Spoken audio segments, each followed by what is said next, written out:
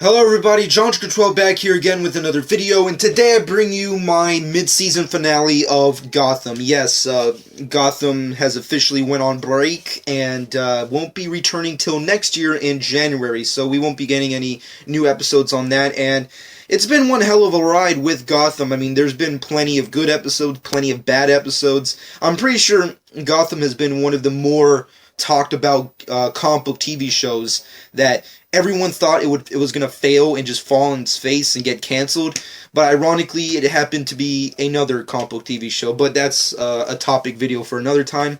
Essentially today we got our fall finale for Gotham titled LoveCraft episode 10, and it was definitely a pretty interesting episode. If you have yet to see the episode, this review may contain spoilers. So, nevertheless, if you haven't seen the episode, definitely check it out because it is pretty good. But yeah, it was pretty interesting to say the least. This episode wasn't really that epic. It wasn't really that big and epic of a finale that I was expecting. I mean, granted, we still have like another good half of a season to go through, so there's plenty of other things to go by, but I think for what they left us with, I don't think was a lot, but I think the things that they did give us in this specific fall finale was pretty good. I mean, first off, the biggest and most badass thing that I loved in this episode has to be, hands down, every single sequence that Bruce Wayne and Selina Kyle have together. I mean, that was one of the main reasons why I loved the previous episode, Harvey Dent, so much. I mean, every single time they're on screen together, their chemistry is so good. They're just so good together that that's the type of shit I wanted this show to be about. Little Bruce Wayne, little Selina Kyle, like, ever since the pilot, that's what I wanted. I wanted more stuff like that, but we kept getting all the nonsense we got during the majority of the season, but, not that all of it was nonsense, but majority of it, you have to, you know, it is granted, it was kind of nonsense, but, every single time they're on screen together was awesome. I love the training that they have together. I love all the moments they share together, and, I love how, like, Selina, like, continues to proposition, Bruce with a kiss, but he continues to not, but he continues to deny, which is good because it is kind of like from the comic books. Because if you read if you read Batman / Catwoman's storylines, you know, Catwoman is the one who propositions Batman. Like, Batman never really, like, he's interested and he, you know, visualizes what he needs, but never does he ever go like, yeah, let's fuck now. No, it's her who obviously does the things. But I love that whole sequence together. Every single time they're on screen. I mean, like, even the moments where they enter the city together because they're being chased down by the main antagonists of the episode, which are never named. They're apparently hired assassins that are sent to try and take out Selina Kyle, because in the previous episode in Harvey Dent, I guess, outed Gordon as, like, the witness against LoveCraft or what have you, and I guess they put two and two together and be like, okay, well, Selina Kyle is in Bruce Wayne's house, let's go get them. It was a complete fabrication that I did not understand. I mean, for me personally, I wish they could have done more details on the details. I mean, they didn't tell us anything. I mean, the villains themselves in this episode, the assassins as they are called, weren't really that good. I mean, none of them, even the main one, that main chick, she wasn't really that great. She wasn't really that amazing. The fight sequences in this show wasn't really that amazing. I mean, like, there's only a couple, but they just weren't great. I mean, I'm telling you, like, the only thing that's really good about this episode is Bruce and Selina. They're the fucking best parts about this episode, and they're the main reasons why I love this episode. So, I don't know. Personally, we do get some returning reprisals from previous characters. We got Enigma there for a couple of seconds. We got the return of Harvey Dent from the previous episode, and I don't know. I like the actor who plays Harvey Dent. Obviously, Harvey Dent is a big character in the Batman mythos, and it was only bound to have him come on the show. I think Nicholas, the actor who plays Harvey Dent, does a pretty good job, but I think he kind of plays him too much like. I think they play him out too much to be like the Dark Knight version of Harvey Dent, where it's like he's the White Knight with no promises. It's like we had so many high hopes in the previous episode. He was, like, cool, he was suave, he got shit done. We saw the coin flips.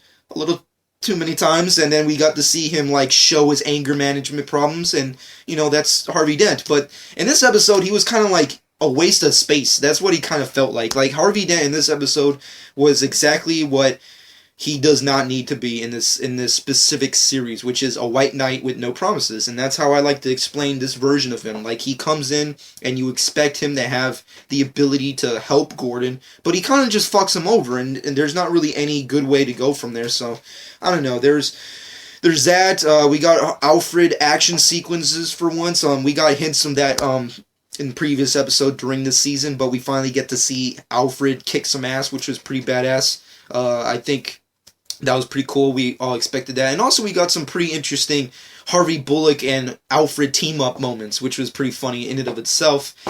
But pretty much those are the extensions of everything that was kind of good and kind of bad. And also, for reprisals of characters, Ivy Pepper, yeah, little Poison Ivy, reprises her role from the pilot in this episode. Her again, kind of similar to the previous villains I mentioned, were completely unnecessary. I mean, just like Harvey Dent, and just like Enigma, she didn't really need to be in there.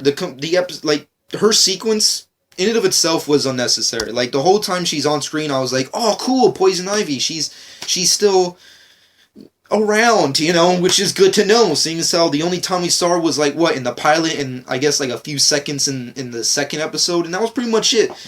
But, yeah, her scene was, like, really not unnecessary. It was just unnecessary. It was whatever. But, yeah, that was pretty much it. The overall plot of the episode is, they discover that Selena Kyle is staying at Wayne Manor.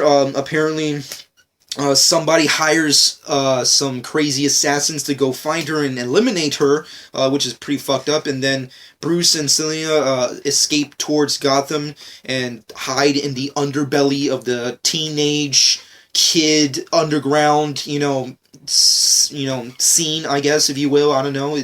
I guess that was interesting, but it was weird. And then we continue to go on in this entire rager of Bullock, Gordon, and Alfred trying to find them, trying to take down the assassins, and of course, on the sidelines, the subplot, Falcone is obviously trying to discover who's trying to fuck him over. He thinks that Penguin has a lot to do with it, even though he does, but at the same time, Penguin is apparently holding back information from Falcone because he wants everything, I guess, to blow up on everybody's faces, I guess. I don't know. He's still not really with, telling us everything that he has planned, but, I don't know. The Penguin and, sequences in this episode were pretty cool. I mean, the actor who plays Penguin is always, a badass in every scene he's in, so that was pretty much it.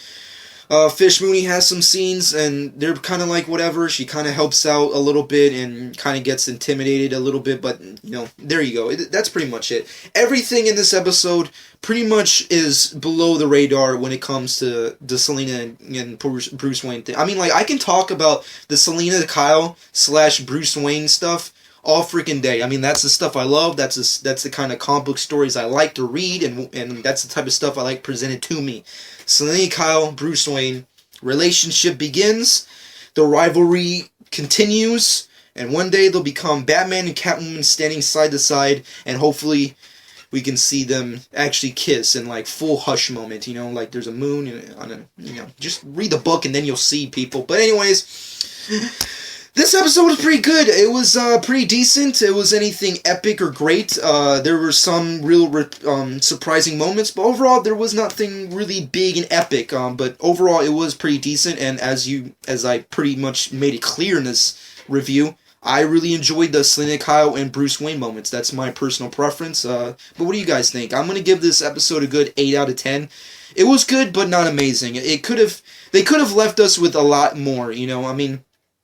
Based off how the show ends, you can tell that that's going to judge the rest of the season and how that goes, but I don't really understand how that is, because, spoilers if you've yet to see the episode, but apparently, the mayor decides, because of the death of LoveCraft in this episode, apparently he decides to debunk Gordon as police officer of Gotham's finest, and put him towards working at Arkham Asylum, reassigns him to Arkham Asylum as a security guard, and besides Harvey Bullock, no one really cares, and also Enigma, which I thought was kind of funny. It was really funny to see him and how he actually felt in his own special way that he was really sad to see Gordon leave. I thought that was pretty funny. I mean, even though he didn't really need to be in the episode, I was actually kind of glad and happy to see that he actually came up and was like, and the way he sounds it out is just funny. Is like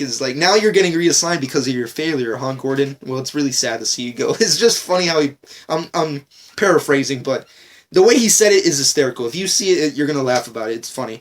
But other than that, I enjoyed the episode. But I don't really see where they're gonna go with Gordon now working in Arkham Asylum. And where the fuck is Joe Chill?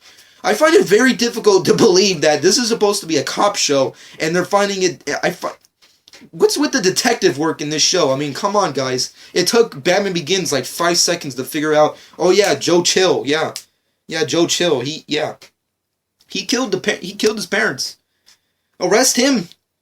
But no, in this new storyline, we have to wait like, I don't know, an entire season to discover the character that we know is the killer. They finally found him, so I don't know. How long is it going to take until we find the Wayne family murderer? I have fucking no idea. Maybe the assassins had a lot to do with that? Who knows? All we know is that because of Gordon's interest and trying to find the killer, it's kind of made him now have to work at Arkham Asylum, which is depressing to say the least, but what are you going to do? Anyways, I really have no idea where they're going to go from here, but I will be reviewing Gotham once it comes back on in January. I don't know what time they're going to be coming back. I don't know if they're going to have their same time slot. I guess we're going to have to wait and see until they give us more information, but as soon as that happens, I will be back here to give you my personal thoughts on more Gotham, and I personally can't wait till we get more Selina / Bruce Wayne moments. I can't wait to see how Gordon redeems himself. I want to see some more interesting villains that are, I don't know, done correctly, maybe, and more Enigma moments, because even though Enigma doesn't have a lot to do with the show, I do enjoy him being there. It's just fun, you know, and he's funny. The actor who plays Enigma is hysterical.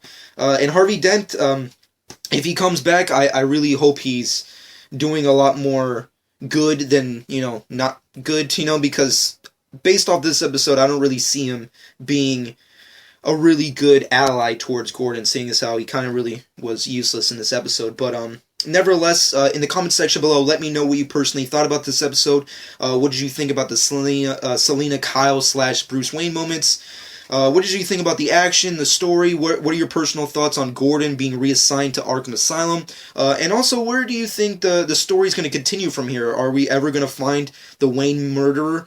Are we ever going to see Fish Mooney and Falcone face off? And where's Penguin going to go?